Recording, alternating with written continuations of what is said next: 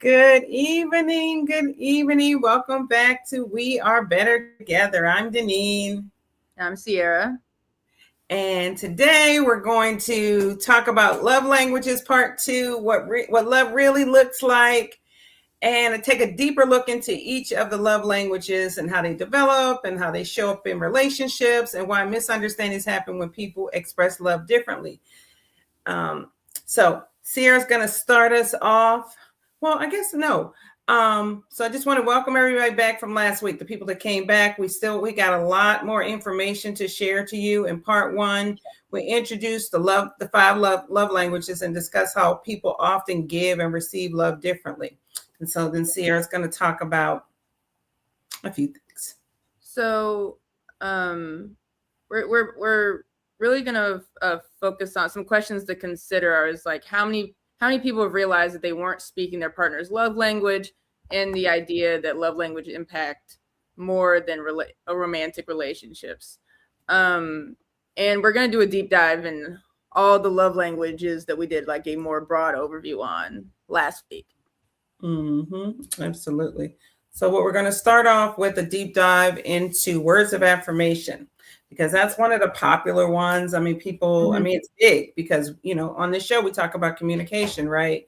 And words of affirmation is just communicating expression of love through spoken or written word, right? Some of the examples are compliments, encouragement, appreciation, verbal affirmation. I mean, verbal affection and thoughtful text messages, right? Yes. So, you can go. I'll go. For people with this love language, words are not just words, they carry emotional weight. It's about sincere encouragement, appreciation, gratitude, and affection. Words can build confidence or tear it down. So Sierra's going to tell us what that looks like, what that sounds like. So what words of affirmation may sound like is I'm proud of you. I appreciate everything you do. You make life better. I believe in you. I love you. Thank you for being there for me. And I think something to those examples really like emphasize how words of affirmation is less about someone just like it's less about someone just like saying nice things to you, and then more so about people having like really intentional like words for you. You know what I mean? Like, I appreciate everything you do. I'm proud of you. That's very different than just saying it's like, oh, like you're the best. You know what I mean? It has more meaning to it. Yeah. And then why they matter. Positive words create emotional safety. They strengthen trust and intimacy, and they help people feel seen, valued, and respected. Encouragement often motivates people more than criticism. And I know you and probably the listeners know a lot of people who typically try to motivate with criticism alone, which is wild. Right. And what that brings us to is what can hurt people with some words of affirmation. So constant criticism, right? Mm-hmm. Sarcasm or insults. People do it a lot. And I know, Sierra, for you, that's sarcasm one, right? What are you talking about?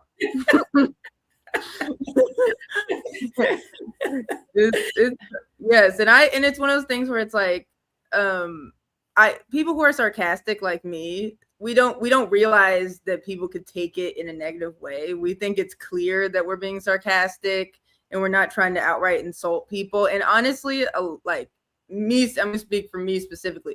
I'm being sarcastic or like kind of like jeering people to connect. Like, if I'm not doing that to you, that means I don't like you.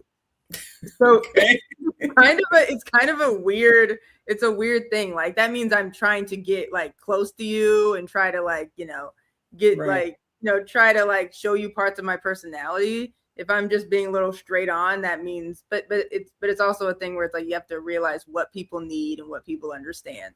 So yeah, the sarcasm may not work. If someone needs words of affirmation, you coming in making like a sly joke or something that's a little more deadpan might not be the best. Yeah, because they take it to heart. They really do.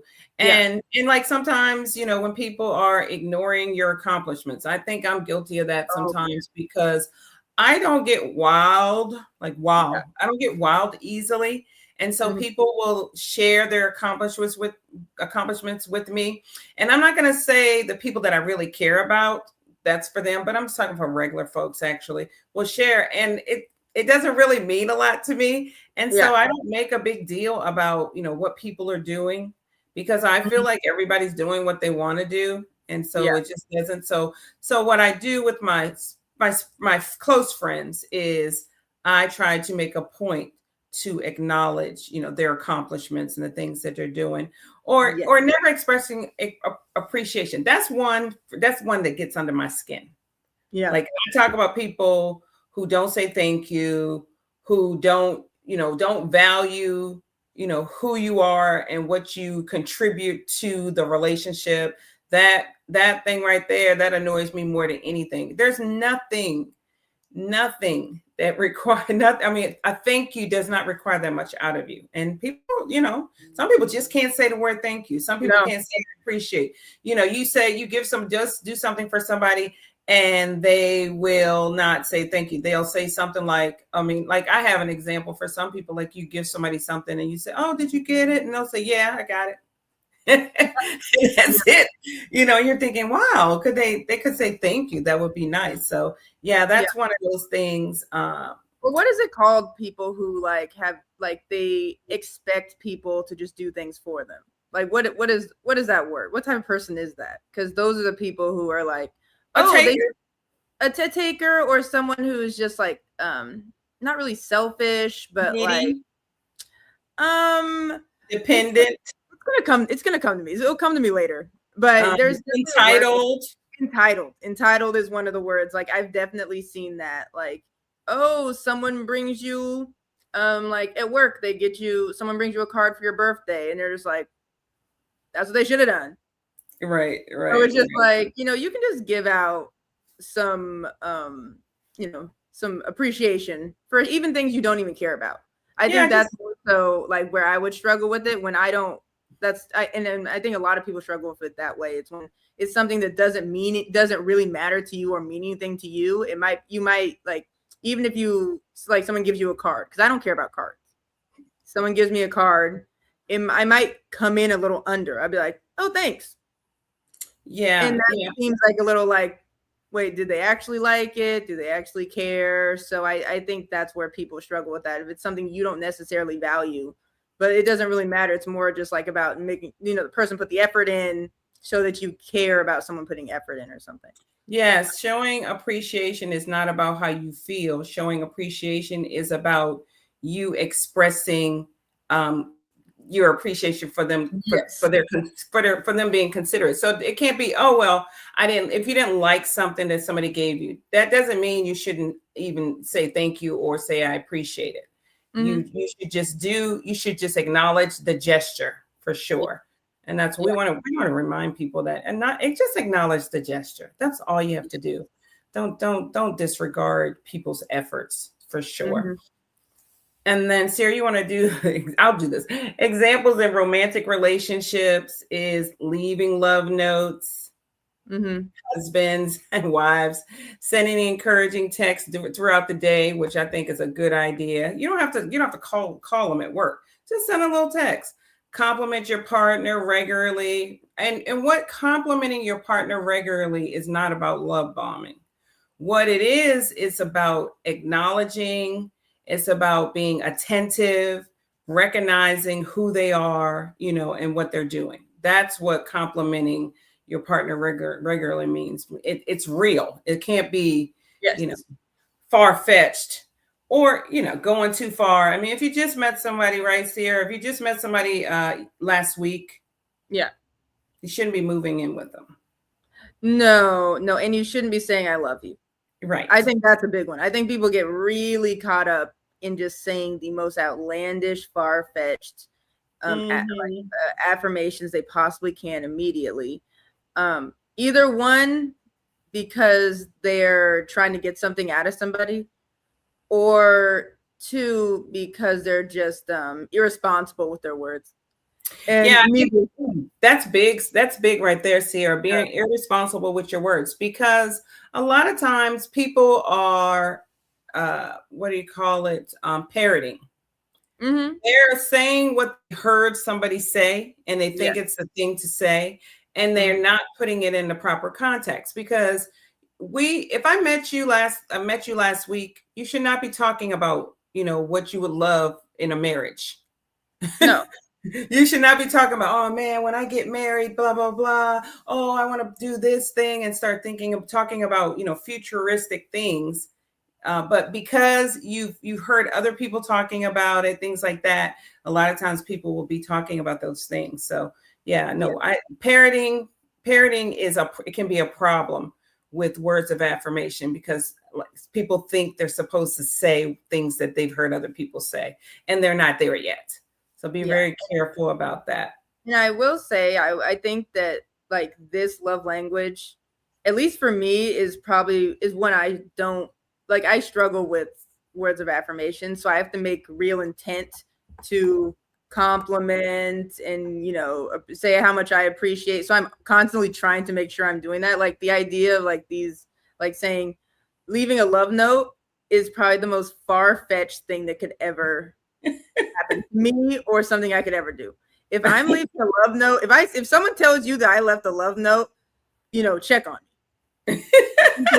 I think there's some hypnosis going on. There's something wild that's happening, because that is so far fetched out of my mind. Thing is, I know people who literally like their partner leaves them poems around the house, and they're like, and I'm just sitting there, I'm like, that would be insane to me.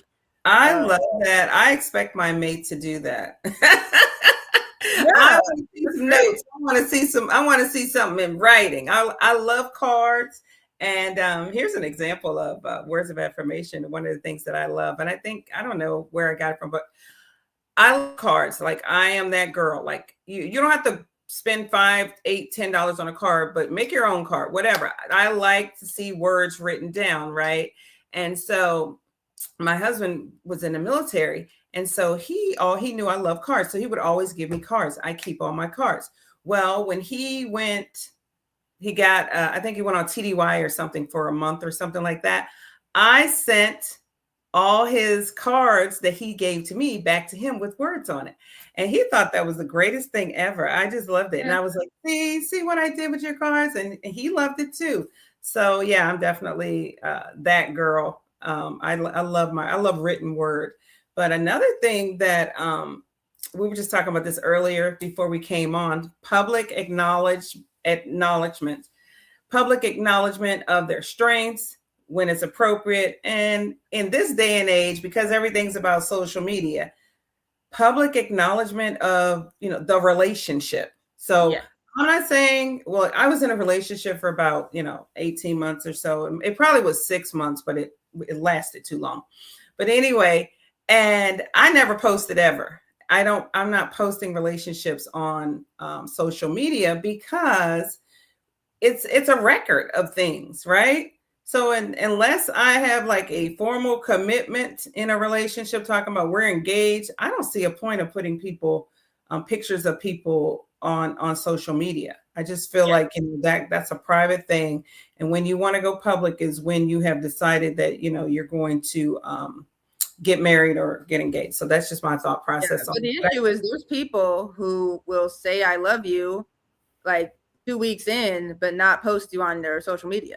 So that's where things are getting confusing. People are like, wait, didn't you say you love me and I want you to be the mother of my children? But it's like, oh, can you like post a photo of us at that wedding? No. Yeah, no, that's exactly right. Because I actually did that guy was like, oh, you haven't posted anything. No, I haven't. I'm not going to do this. So part of it is like, you won't post stuff because you're embarrassed to be seen with them. I'm going to say it. Okay, that might be it too. But I do think just as a rule of thumb for ladies and gents, take your time on the social media public display of relationships. Take your time. It's a private thing for you. Take your time on it. I'm talking on both ways. If he ain't posting you, you don't need to be posting him. Y'all don't need to do that. Just stay off of that for a little while and just kind of see what's going to happen, right? Mm-hmm. So Okay. anyway, so I guess I wanted to I'll talk about words of affirmation when we're talking about parenting. So, praise the kids' efforts, not just their results. Mm-hmm. Although I am a parent that everybody don't get no participation trophy. I'm not No. doing that.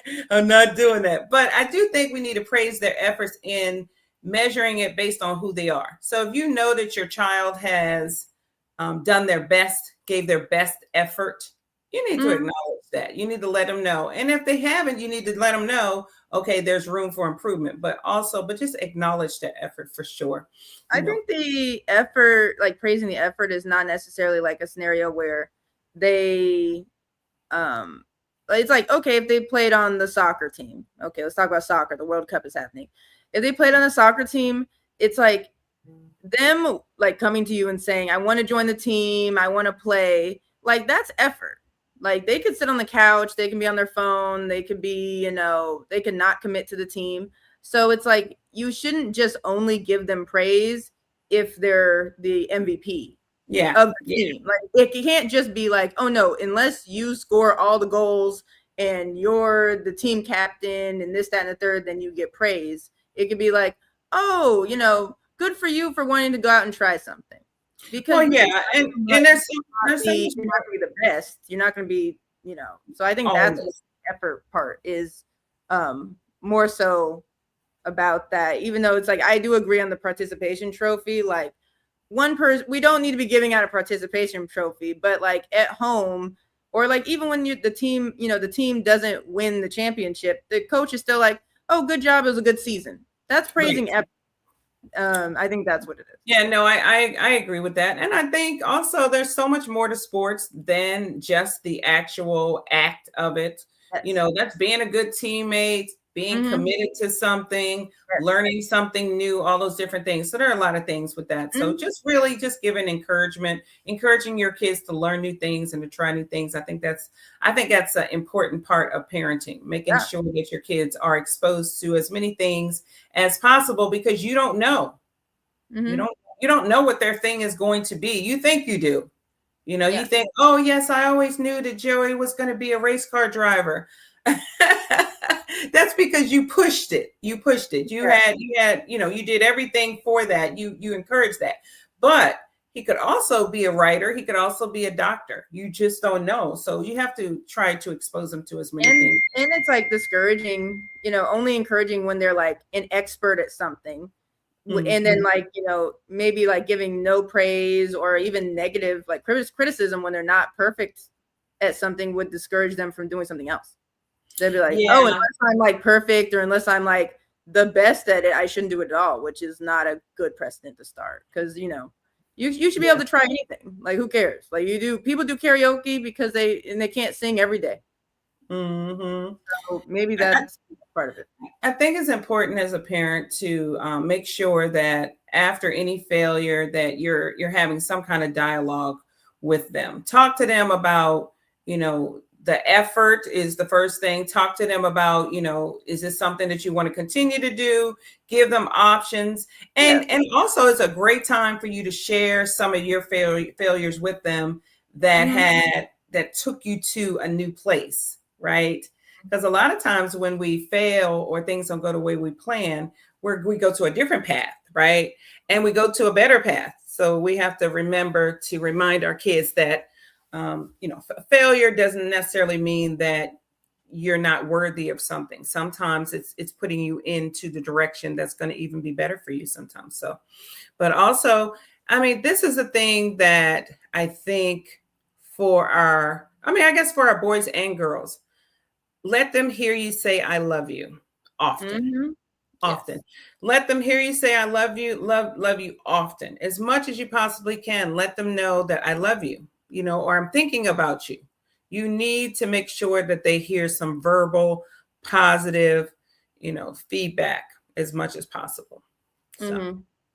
Okay. And then for friendships, it's about like celebrating milestones, speaking life into your friends during difficult seasons, letting them know why you value their friendship. I think letting them know why you value their friendship, I think that's a difficult one. I don't think we all, in the day to day of interacting with like friends, even friends you've had for like a decade plus, like the amount of time you actually really sit down with them and say, you know, how much you value them or how they've helped you out or stood by you during difficult times.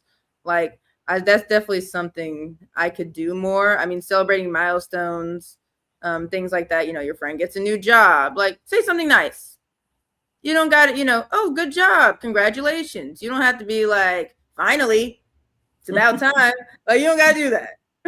Or even or start comparisons. Don't start in friendships. Do not do the comparison game. Do No. not try to one up them. Do not every time, because I mean I really am guilty of that, and I'm guilty of it not because I want to one up you, but I'm guilty of it in trying to connect with you. That's another thing. So when somebody tells me, oh, I went this place, I want to share where I want to say, oh yeah, I went there and you remember da da da da. So what I have learned is that when somebody is telling me something, hear them out first. Yeah. Let them give you what they want to give you first, and then you can share your piece. But let people have their moment, right? Yeah. But I think like you said, I think that is a part of like you just trying to connect with people. It's less you trying to one up and more you trying to connect. So as long as you just don't completely turn it into your trip, like, you know what I mean? If someone's like, oh, I went to Mexico City. If someone's like, oh, I'm going to Mexico City. I don't need to be like, oh, I've been there. Let me show you all my photos while I was there and like all the things I did and look at me and my friends and this is how long we were there. And then comparing like the hotel you're going to be at and the hotel they're going to be at, like that does not need to happen. It could just be like, oh, I've been there. I had a great time. Let me know if you'd like some recommendations.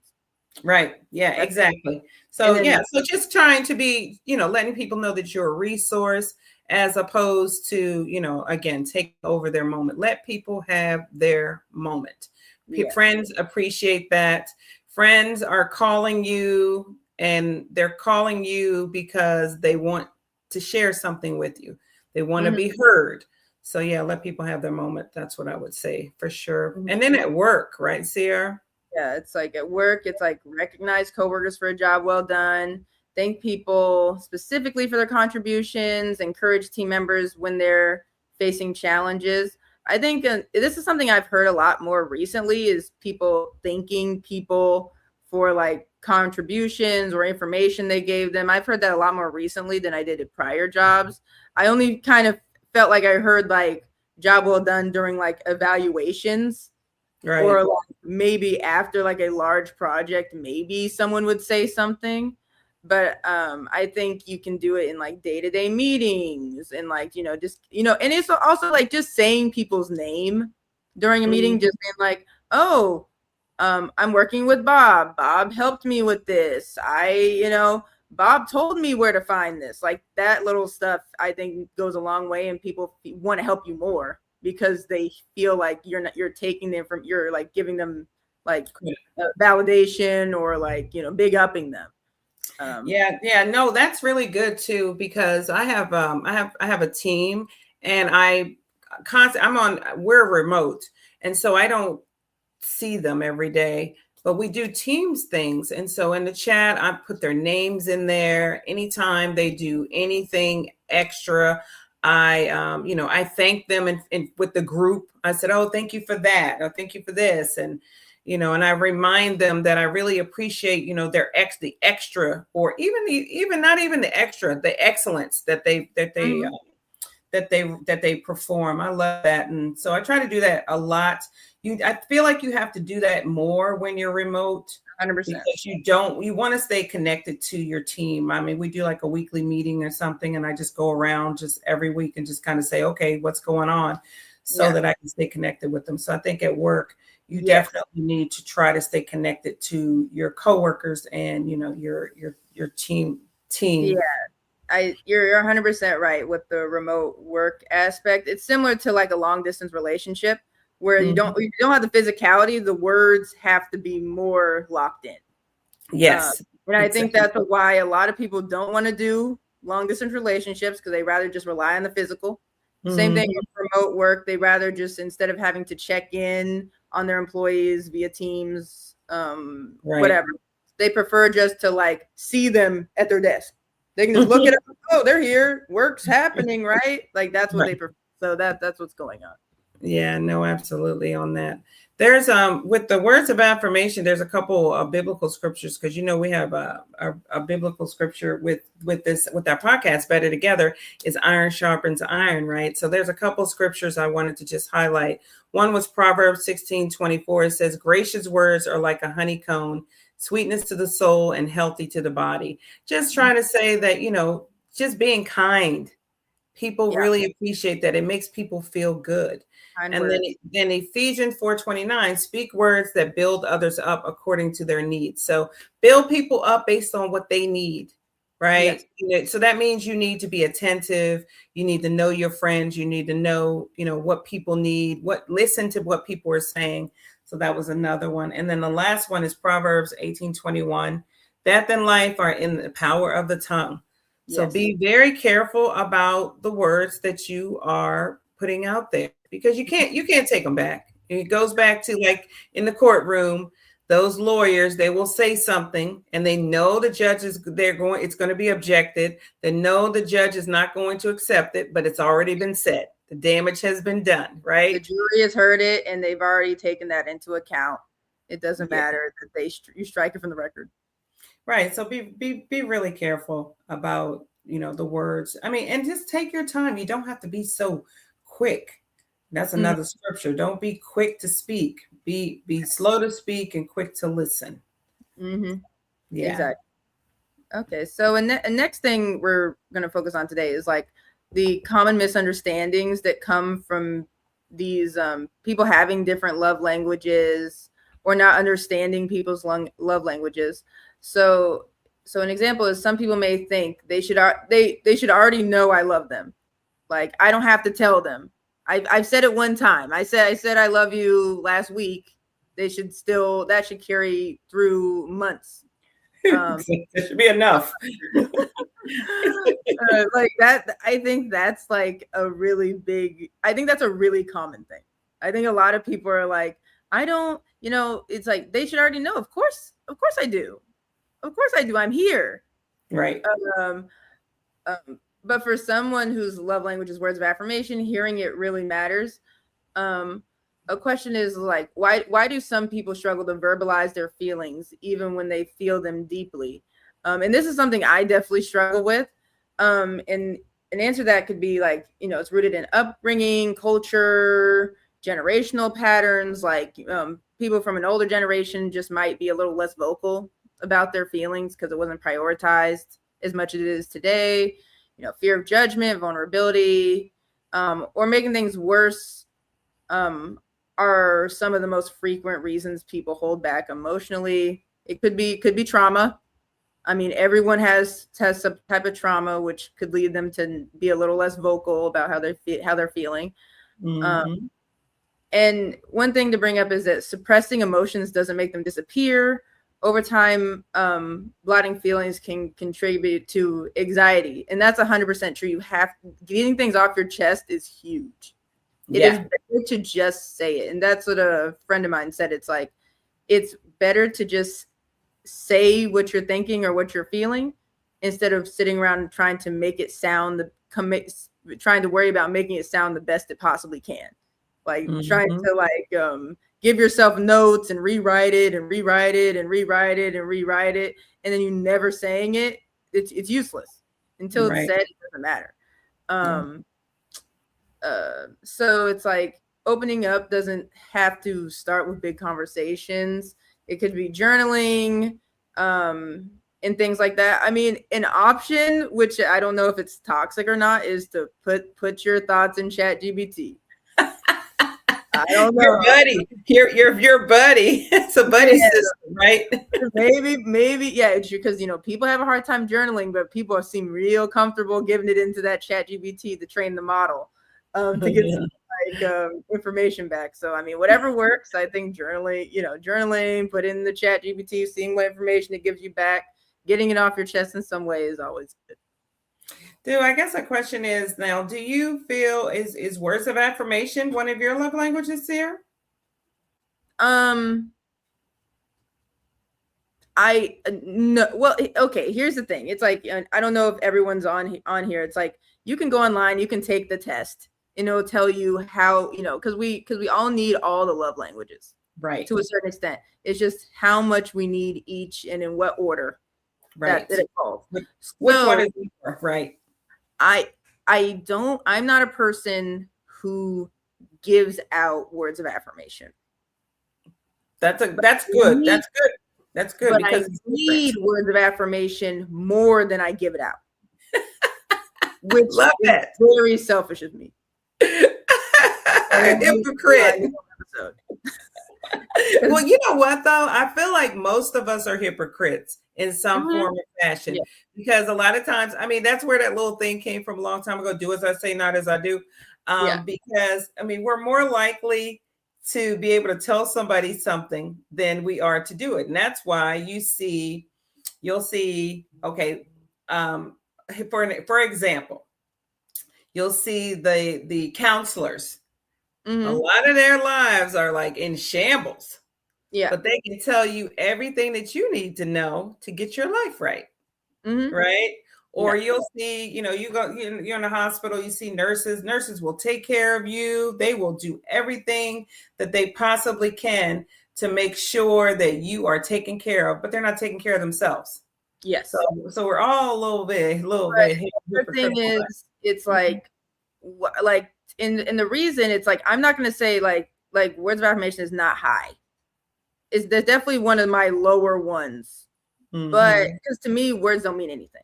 Like, you can literally say anything you want to anyone at any time, and then change the words in 5 seconds. It means nothing to me. But in a relationship, whether it's friendship, whether it's like, a relationship, you need a little bit of something. I need a little sprinkle of, okay, good job. Okay, I'm into it. Okay, cool. Like, I need a little bit of that. Everybody needs some appreciation for sure. And everybody needs appreciation, and everybody needs to know that you care. So I think that's important. So I guess the next one that we're going to do is to dive into the acts of service, Sierrah. Yes. This is your favorite. This is your favorite one. Yeah, this is one of my favorite ones. So, acts of service is really about love and action. It's like when actions speak louder than words. That's 100% how I feel about it. For some people, love isn't just something they hear, it's something they experience through helpful actions. It's about intentionality, making someone else's life easier. The message behind every act is, I see your needs and I care enough to help. I think that's a really big thing. And I think acts of service requires a lot of somebody. It requires you like either asking what someone needs or just paying attention for what someone needs, and making the conscious decision to possibly inconvenience yourself to fulfill those needs. And that's a lot. No, I think it is a lot, but I also think that we need to pick right. And I said that last week. If we pick right, because if you want somebody that is a doer, somebody that knows how to do stuff, then you need to pick a person that does it. So if you don't mess with somebody that, don't know how to do nothing. I need a man that knows how to change a tire. I heard something on, I think, was it the Steve Harvey show? I don't know what it was. It was one of those shows.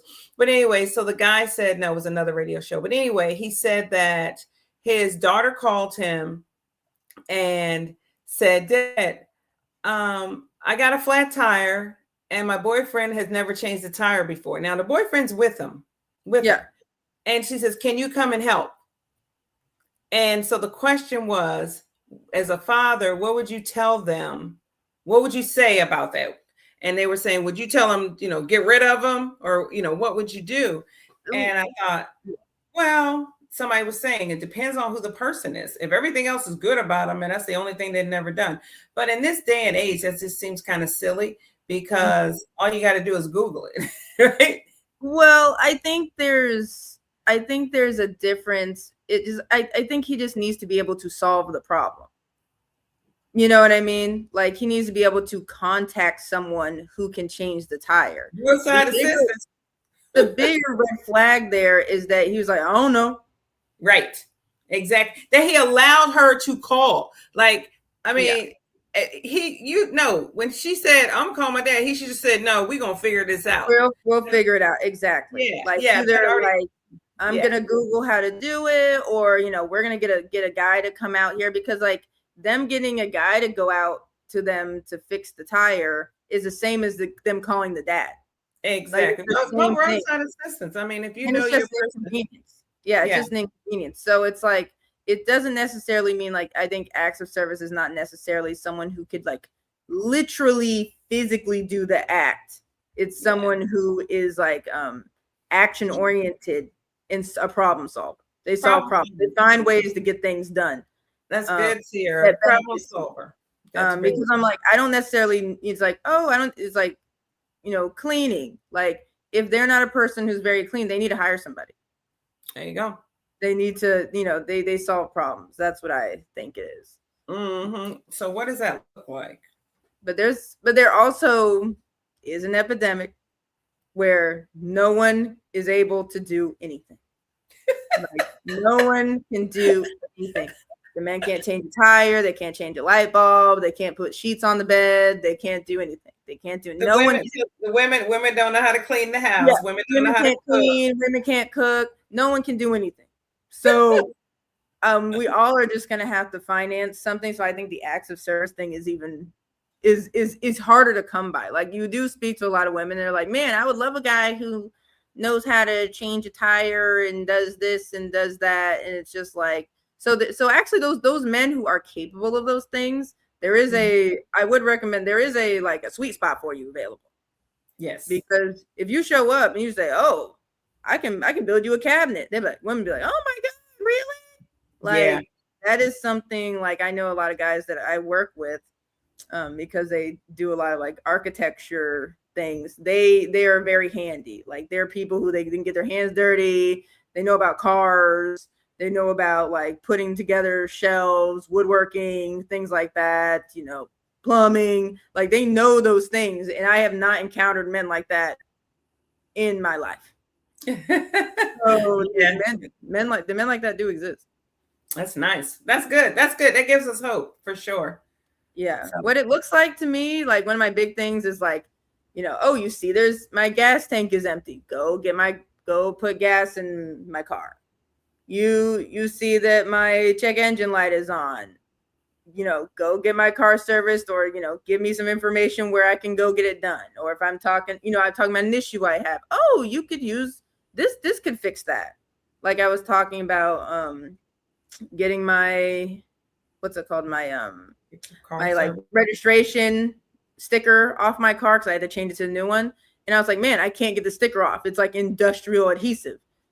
And then the guy's like, oh, just use some what's it called? WD-40. WD-40. Yeah, genius. Immediately, problem solved. Fix things or just go and get some WD-40. Go and take it off for me. Nice. Oh, my car. Just a lot of car stuff, honestly, for me.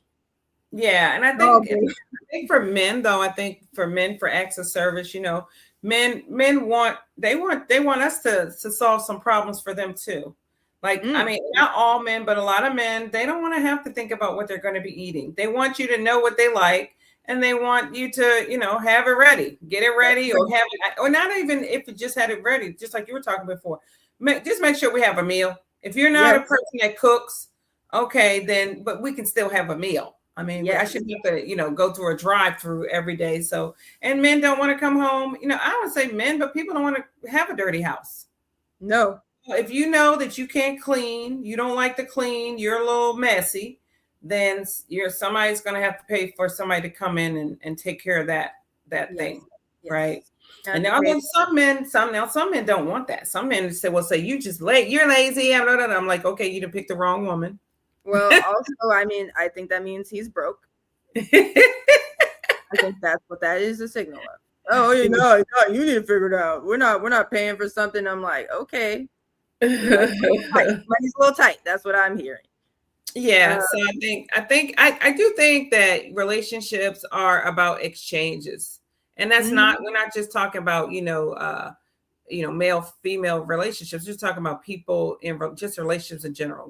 They're exchanges. So I need certain things to make my life easier. You need things to make life easier. Like you said earlier, really acts of service about making somebody's life easier. So what mhm, can you do to make your interaction with somebody make their life a little bit easier? I think that's the question. mhm. So, and then go ahead. Why it matters. Okay, so why acts of service matter? It's like the actions demonstrate commitment. I think that's a big one. It's like you're putting in Mm, the effort, you're committed to this relationship. We're building you're building me up. right. You're That's what it feels like. It feels like someone's like, okay, me doing these things is gonna make her better, make her life easier. We're building a life together. It demonstrates commitment. If they reduce stress and mental load. I mean, a lot of women complain about taking on a lot of the mental load. So anything that can be taken off their plate would be, a great way to like serve acts of service. They communicate partnership instead of keeping a score. Like you said, it's about you doing acts of service for them. They do acts of service for you, and then you're filling in the gaps, and then we're all whole. That's what it is. It's not just like, well, I did the dishes the other day. Yeah. No keeping score. When's the last time you did it? You're sitting there tallying. Once you're tallying, you're like in a bad place. Mm-mm. Call the relationship therapist. Go, Just call it, right? yeah, just call it. You're cooked. This is bad. Oh, Well, I that's did this. Well, it's the same thing with paying for stuff. Oh, well, I paid for dinner 3 weeks ago. Oh, I got you a coffee where you didn't buy my coffee. Like that's where you're already in a bad place at that point. right. Um, and they make people feel supported and valued. So I think that's a big part of it. And then what hurts someone with this love language is like broken promises. That is 100%. That is one of my biggest things. I Mhm. like if you tell me you are going to do something, you need to do that thing. Um, I don't like if that is one of the biggest red flags for me, and I think that honestly should be a big red flag for anyone, especially when you're dating. When you're friends, like you can definitely be a little more like fluid on that. But like relationships, if someone is not living up to their word, there's nothing else. Like if they say, "Oh, I'm gonna help you with this," and then they completely forget all of it, and they just never bring it up to you. That's a huge problem. No, Um, absolutely. yeah, Absolutely. there's Hmm. laziness or a lack of effort. I mean, we can obviously see how that would be a problem. Um, Feeling like they have to do everything themselves. No one likes to be in that situation. Like people Right. are not in relationships to have to do everything themselves. People are not at work with a team to do everything themselves. So like no one wants to feel like they're in that situation. Or ignoring requests for help. Like Right. if someone's asking you, "Oh, I need help. I don't understand this, that, and the third," and you're just like, "Whatever." I'm like, that's gonna be really like hurtful for someone. And yeah, saying you'll do something and never following through. Once again, that's a big thing. And it comes back to being like responsible for your words. If you don't have the time, you're not available to do something, don't say you're going to. Like Exactly. that's really it. No, no, absolutely. I think that, yeah, just, yeah. Be careful about what you commit yourself to. And Yeah. then when we talk about acts of service in a marriage, right? Mm-hmm. Ask, okay, what's one thing I can do today to make your day easier? That's, when you're in marriage, right? Don't wait to be asked to do things. You know something needs to be done, do it, right? Mm-hmm. Mm-hmm. And then small, consistent acts often mean more than the grand gestures. So there's like, little things, constant little things, they make a difference for sure. And Mm-hmm. then service should come from love, not obligation, Mm-hmm. right? You Yes. should not, yeah, you should do it because you want to do it, not because you feel, oh, well, I gotta do the wife stuff. Oh, I Yeah. gotta do the husband I think stuff. that's like where the don't wait to be asked thing, those two kind of interplay. It's Yeah, like, oh, it makes you feel like, oh, he's only doing these things because he's obligated to, not because he wants to. It's the same with like someone opening the door. If they're opening the door like just because they're obligated to, you're like, well, don't even do it.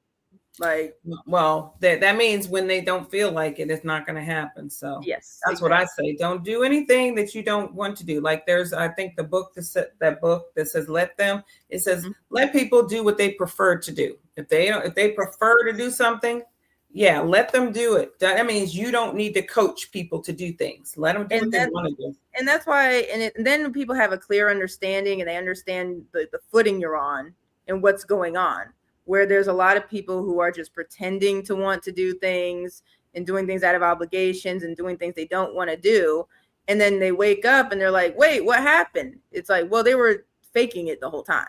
So at So least like if you're just being clear about what you will, won't do, what you want and need, like there's like less misunderstanding no, or it's less. true. I mean, well, that goes back to being authentic, right? And, Mm-hmm. when we were talking about how, you were saying that girl, she's trying to learn every possible thing that she Mm-hmm. can so that she can, when she meets somebody, she can, they can be compatible. Or you're Yeah. not going to be compatible because know a thing or two about something. You're going to be compatible because you're being your authentic self.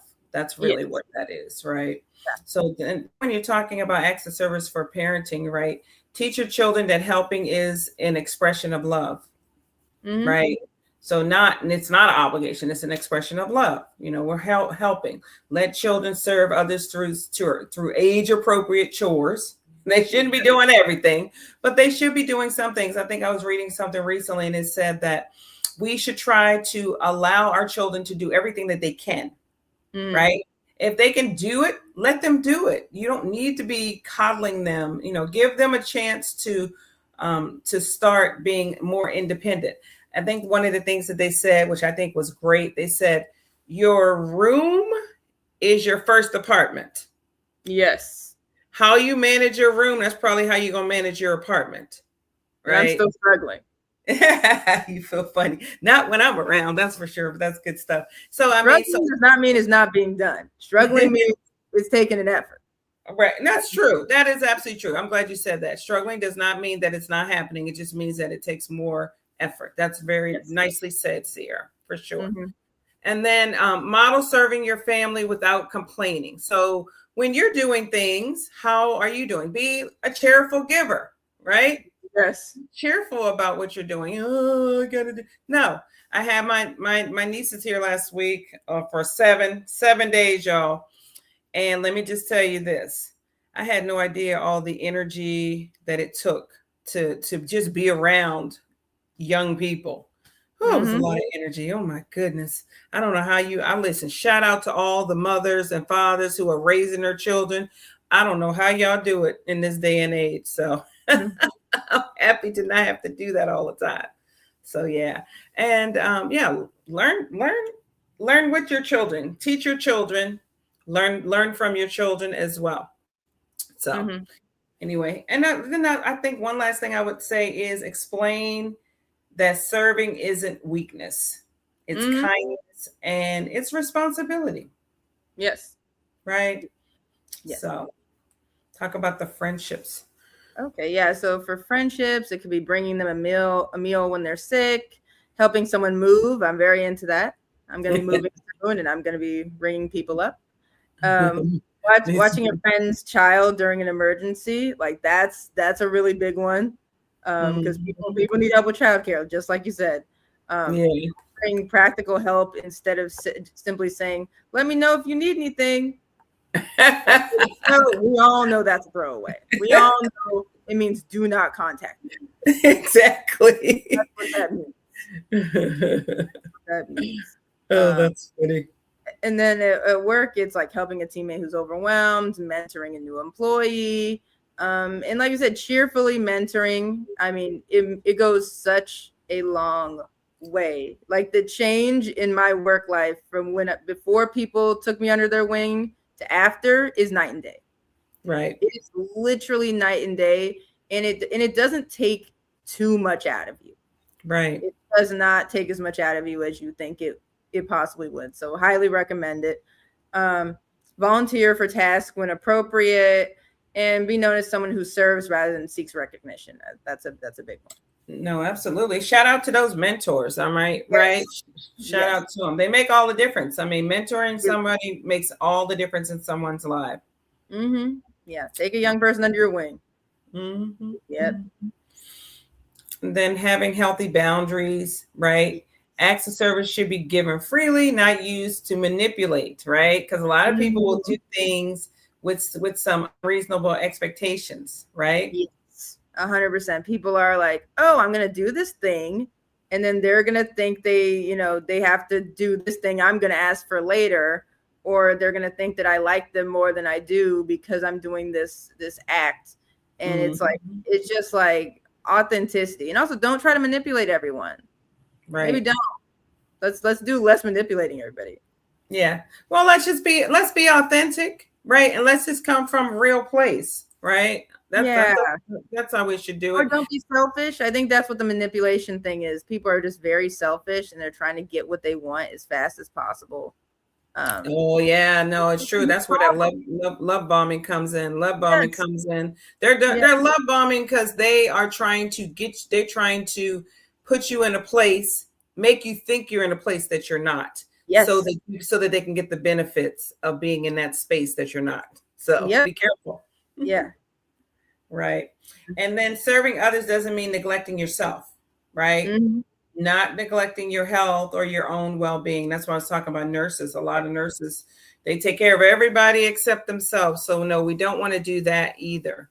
And then we Mm-hmm. also want to appreciate acts of service instead of expecting them. Appreciate Yeah. them, expect them. You don't have to expect those things. You should when somebody does something, whatever it is, oh, thank you. You know, you Mm-hmm. get to a point where when you're fixing dinner every day, you fix dinner every day. Now all of a sudden, the kids and your whoever else is you're feeding, they don't even say thank you anymore. Where's dinner? Mm-hmm. Right? You Yes. know, or you do the laundry, you fold up all the clothes, you put them all away, and instead of somebody saying, "Oh man, thanks for doing my laundry," oh, I can't find my socks.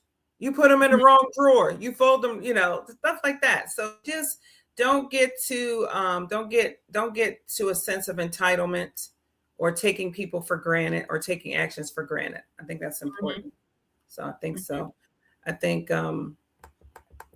we're going to get to our next one. Sierra is receiving gifts. Okay, receiving gifts. People, this one also is pretty low for me. I think this is probably my lowest one. This is probably my lowest one. Like gifts are just like it's just not something I care about in the Mm. slightest. And also, I'm not gonna get. I don't know when I gave someone a gift last. Well, I give you a gift. You always give me gifts. Gift. But I'm not someone who's just like actively being like, I'm gonna get every single person I know a gift because people do that all the time. But so receiving gifts is about thoughtfulness, not materialism. It's not about the price tag. It's about being remembered, and that's a huge thing. It's about consideration. Like I know people because it's just like just getting someone just a random thing is not what this love language is about. It's about like thinking, listening or seeing what people want and need or something that reminds you of a time with them that has like some type of memory involved and getting a gift that is like tied to that. That's really what it's about. Mm. This love language is about feeling loved through thoughtful gifts. The value isn't in the cost, it's the meaning behind the gifts, like I was just saying. And it really signals that I was thinking about you even when you weren't with me. And I think Yeah. that's a big thing. That's a big thing. Yeah, no, I think so. I do think so. I think it looks like a lot of things. You just need to find out who you're dealing with because some people like some things, some people don't. I mean, some people like flowers, some people don't like flowers, right? Some Mm-hmm. people like chocolate, some people don't like chocolate, right? Some people like handwritten notes, some people don't like handwritten notes. Somebody might want you to leave a voicemail. Some people don't want extra. Some people want a souvenir from every trip. Some people don't want any more junk. Yes. Right.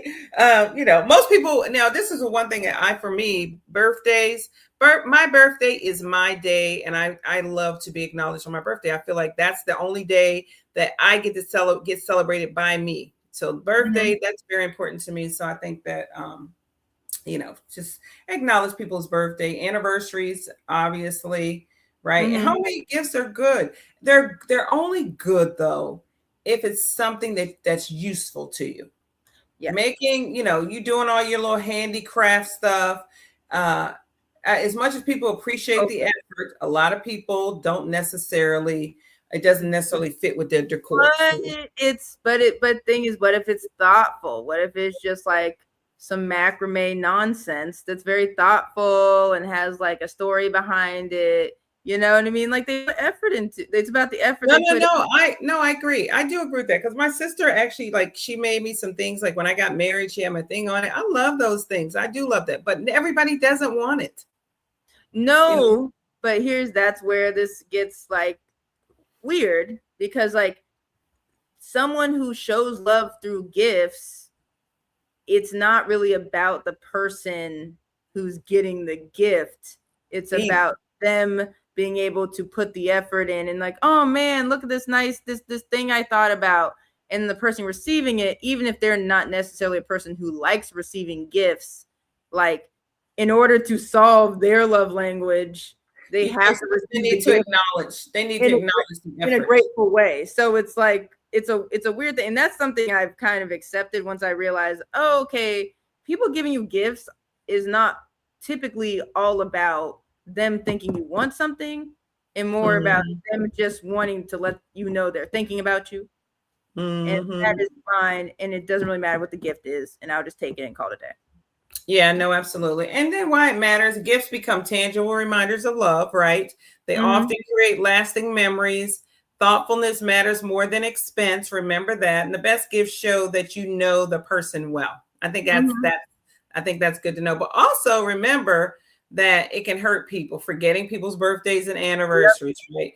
Giving gifts with no thought or effort. People are like, Mm-hmm. what? What is this? Saying gifts are a waste of money. Mm-hmm. And never celebrating important milestones. I think that's another one. Getting the birthdays and anniversaries, that's a big dinger. People Yeah. do not you remember people's birthdays. Put the little notification up. I'm guilty of this. I'd be forgetting birthdays. And Mhm. then anniversaries, I can only imagine. Well, yeah. And then look, surprise your spouse occasionally. Remember important days. Listen throughout the year for gift ideas.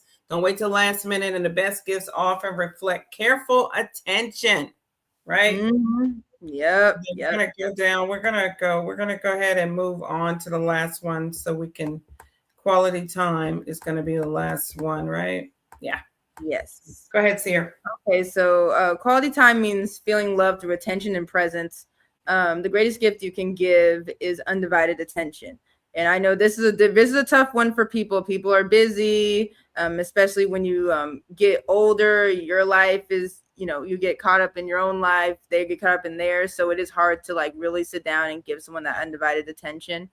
Um, what is quality time? Quality time means giving someone your full attention. It's not simply being in the same room, it's being fully present. I mean, you'll see that all the time. People are like been married for 40 years and they haven't even been in the same room for like 3 weeks. Right. Um, and then presence often communicates love with more powerfully than presence.